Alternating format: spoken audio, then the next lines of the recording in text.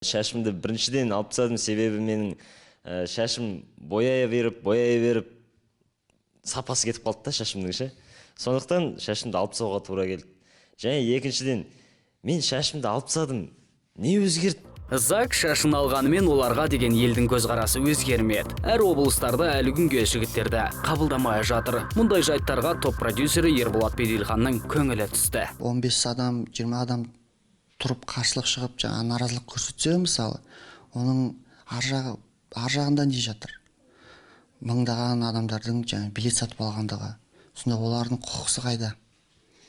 Олардың жаңағы көз жастары қайда? Олардың көз жасын құқық қорғау органдары бұлай сүртіп жатыр. Не болды? Қайдыңдар болды? Аким өлді ма не? Иә. А что ты плачешь тогда? Бұл даудың барлығы 5 жігіттің сахналық образына қатысты өрбіді. Өйткені оларды қыз-текелерге теңеуде. Слушаешь 91, да ты ему моё, да ты ему моё, значит 5.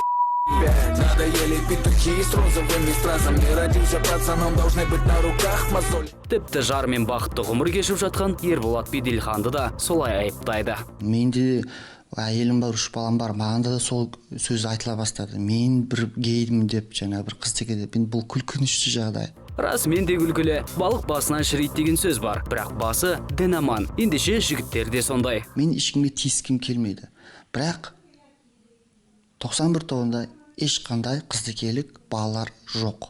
Кейбір сайттарда тіпті оларды бір жыныстыларды қолдайды деп шығарған. Бұлардың барлығы жалған. Оны Ерболат та растайды. Біз ешқашан ондай іске, ондай бір адамдарды қолдаумен әлде бір ондай адамдар емеспіз. Бұл жалған ақпараттардың соң емес. Сондай-ақ жуырда отандық арналардың бірінде Ерболат соңғы бүлік шығарғандармен соттасқалы жатыр деген. Алайда ол да жалған болып шықты. Мен заңды түрде мен ешкімді соттай алмаймын.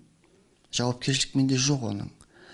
Соттайтын адам ұйымдастырушы. Иә, әр облыстағы бүлікшілер мен ұйымдастырушылар алдағы уақытта соттаспақ. Бірақ көзқарастары ерекше жандарды Ерболат тілдесуге шақыруда. Сұрақтарыңыз қойыңыздар, уайымдамаңыздар, қойыңыздар, біз жауап береміз. Ол жерде дағы интерактив болады ғой.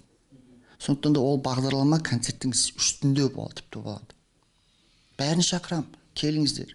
Біз диалог құруға дайынбыз. Сырттан тон пішкенше олармен тілдесіп өз ойыңды білдіргенің дұрыс болар. Құрметті хейтерлер. Мүмкін алдағы уақытта кештеріне барып қарапайым ауыл жігіттермен тілдесіп қайтарсыздар. Бұл даудың сонда шешімі табылып та қалар.